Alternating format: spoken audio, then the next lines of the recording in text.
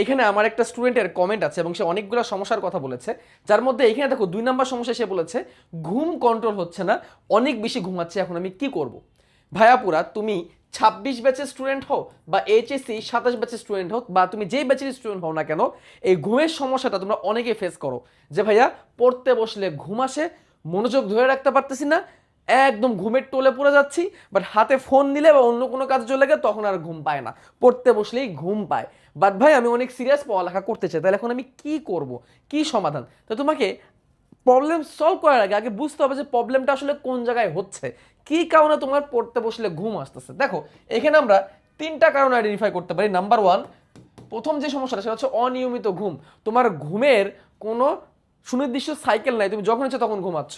2 number কারণ অতিরিক্ত ক্লান্তি এবং মানসিক চাপ। এবং 3 নাম্বার কারণ, যেটা সব থেকে ডেঞ্জারাস কারণ, সেটা হচ্ছে স্মার্টফোন, আমি এস ফোন লিখলাম, স্মার্টফোন এবং রিলস। এই 3টা কারণকে আমি এখানে আইডেন্টিফাই করতে পারি। এখন চলো আমরা একটা একটা করে কারণগুলোতে আলোকপাত করি। প্রথম যে সমস্যাটা সেটা হচ্ছে অনিয়মিত ঘুম। অনিয়মিত ঘুমটা কি ভাইয়া? দেখো মোস্ট অফ দ্য স্টুডেন্টসের এখন একটা বড় প্রবলেম, তারা কোনো স্লিপ সাইকেল নাই। বিশেষ করে যারা সামনে পরীক্ষার্থী, এসএসসি বা এইচএসসি 26 ব্যাচের স্টুডেন্ট, তাদের এটা বেশি প্রবলেম যে তাদের আসলে কোনো স্লিপ সাইকেল নাই। তখন যখন ইচ্ছা ঘুমাচ্ছে, যখন ইচ্ছা পড়তেছে। তাদের টার্গেট, অনেক পড়ুয়া স্টুডেন্টের মধ্যে এই সমস্যাটা আছে, তাদের টার্গেট থাকে যে তারা দিনে যতক্ষণ জেগেছে ততক্ষণ পড়বে। এই পড়া টার্গেট নিতে চেয়ে, ভালো করতে চেয়ে তারা যে সমস্যাটা করে ফেলে, তারা সুন্দর একটা ঘুমের প্যাটার্ন তৈরি করে না, যখন ইচ্ছা তখন ঘুমাচ্ছে। কোনোদিন দেখা যাচ্ছে যে ভোর 3টা পর্যন্ত পড়তেছে, কোনোদিন সকাল 6টা পর্যন্ত পড়তেছে, কোনোদিন আবার একদম ঘুমায় যাচ্ছে রাত 12টার সময়।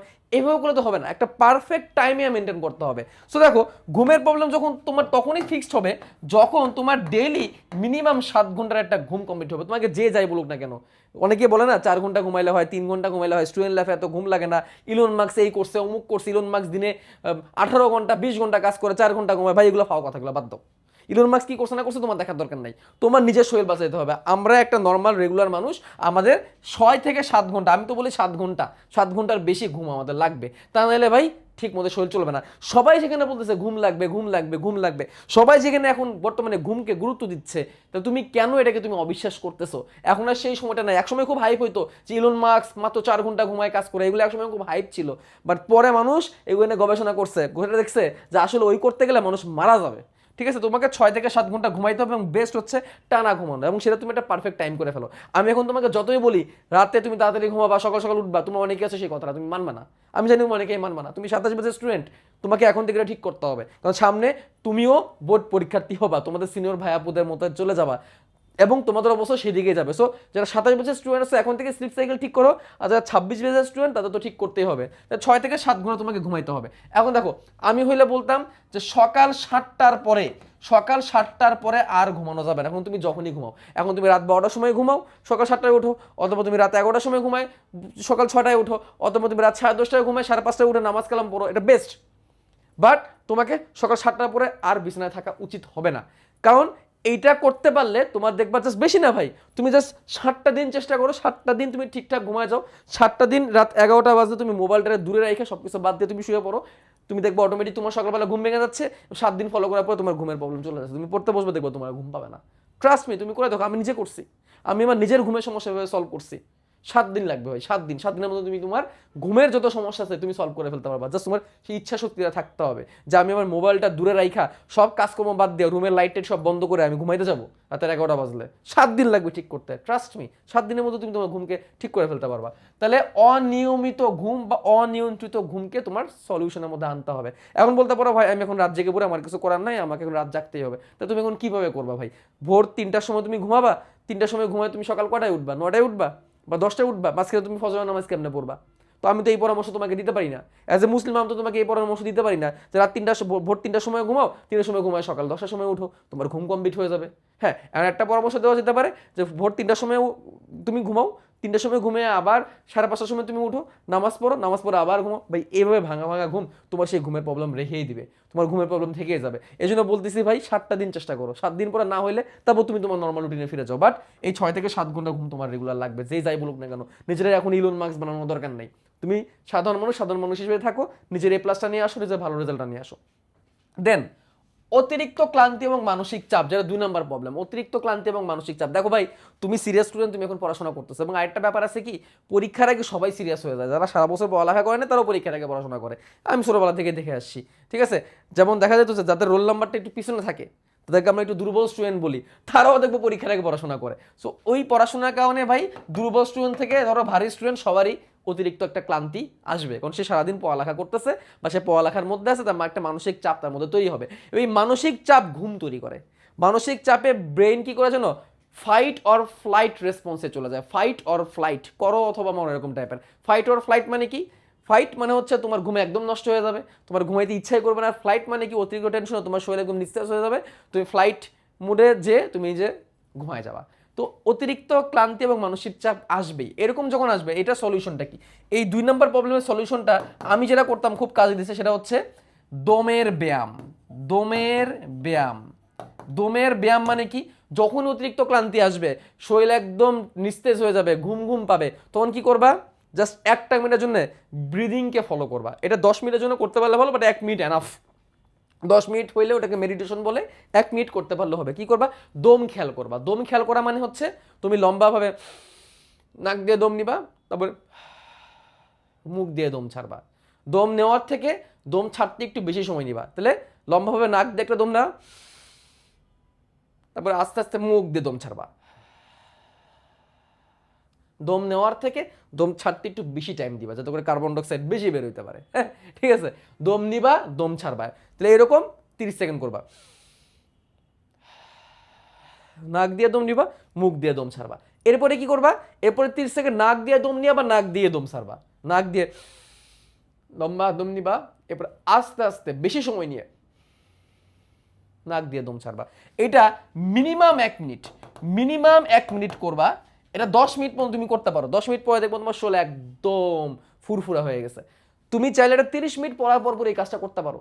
30 মিনিট পড়ার পরে 5 মিনিটের জন্য এই দম ব্যায়াম করবা। এই দমের ব্যায়াম খুব কাজে দেয়। তুমি 30 মিনিট পড়ার পর যখন দেখবা তোমার খুব ঘুম ঘুম পাচ্ছে, বা যখন দেখবা তোমার খুব ঘুম ঘুম পাচ্ছে, তুমি জাস্ট এই দমের ব্যায়ামটা করবা। এই দমের ব্যায়াম করবা, দেখবা তোমার ঘুম কোথায় পালাই চলে যাবে। ঠিক আছে, নাক দিয়ে লম্বাভাবে দম নিবা, আস্তে আস্তে বেশি সময় নিয়ে মুখ দিয়ে প্রথমে দম ছাড়বা, এরকম অর্ধেক টাইম করবা। তারপরে আবার নাক দিয়ে লম্বা দম নিবা, আস্তে আস্তে নাক দিয়ে আরো বেশি সময় নিয়ে লম্বা করে দম ছাড়বা। এই দমের ব্যায়াম করবা, দেখবা তোমার ক্লান্তি ভাবটা চলে যাবে, শরীরের মধ্যে অক্সিজেন ঢুকবে, ক্লান্তি ভাবটা চলে যাবে। এরপরে দেখো, এরপরের যে প্রবলেমটা, সেই প্রবলেমটা হচ্ছে আমাদের স্মার্টফোন অ্যাডিকশন এবং রিলস। এটা কি বলবো, এটা তো ভাই তোমার নিজের হাতে কন্ট্রোল করতে হবে। তোমার অতিরিক্ত ঘুম পাইতেছে বা ঘুমের 12টা বেজে আছে, এটার জন্য একটা বড় প্রবলেম হচ্ছে স্মার্টফোন অ্যাডিকশন এবং রিলস দেখা। স্মার্টফোন অ্যাডিকশন এবং রিলসের কারণে কি হয় জানো, রাতের ঘুম নষ্ট হয়। তুমি রাতেরবেলা ঘুমাইতে গেছো, ঘুমাইতে যাওয়ার সময় তোমার এই এই যে বোকার বাক্সটা, এই বোকার বাক্সটা তুমি ধরো নিয়ে গেছো, এই বোকার বাক্সটা নিয়ে তুমি এখন স্ক্রল করতেছো। তোমার এখন ঘুমানো দরকার, ধর রাত 11টা বাজে বা রাত 12টা বাজে, তোমার এখন ঘুমানোর টাইম। তুমি এই বোকার বাক্সটার সাথে নিয়ে তুমি গেছো ঘুমাইতে, এবং বোকার বাক্স তুমি স্ক্রল করতেছো, একটার পর একটা, একটা ভিডিও হইতেছে। এবং ট্রাস্ট মি, এরকম তুমি নিজে দেখো, নিজে চেক করে দেখো, রাত 12টার সময় তুমি শুয়েছিলে এই চিন্তা করে যে তুমি ঘুমায় যাবা, তুমি রাত 1:30 বেজে গেছে, তোমার ঘুম আসে না, তোমার রিলস হইতেছে। জাস্ট আমার কথা বিশ্বাস না হলে নিজের ইউটিউবে সার্চ হিস্ট্রিতে যাও, সার্চ হিস্ট্রিতে যাও, অথবা ধরো ইনস্টাগ্রামে হিস্ট্রিতে চলে যাও, গেলে দেখবো তুমি কি পরিমাণ রিলস তুমি দেখো, যেটা কোনো প্রয়োজনই নাই। এই রিলস তোমার এই প্লাস এনে দিবে। এই রিলসে কি দেখায় সেটা তোমার পরীক্ষায় আসবে, পরীক্ষার খাতে এটা আসবে যে কোন রিলসটা দেখছিলে, এই রিলস থেকে কি শিখছো। তুমি বলতে পারবে ভাই রিলস দেখে না আমি অনেক কিছু শিখি, আমি অনেক মোটিভেটেড হয়ে যাই।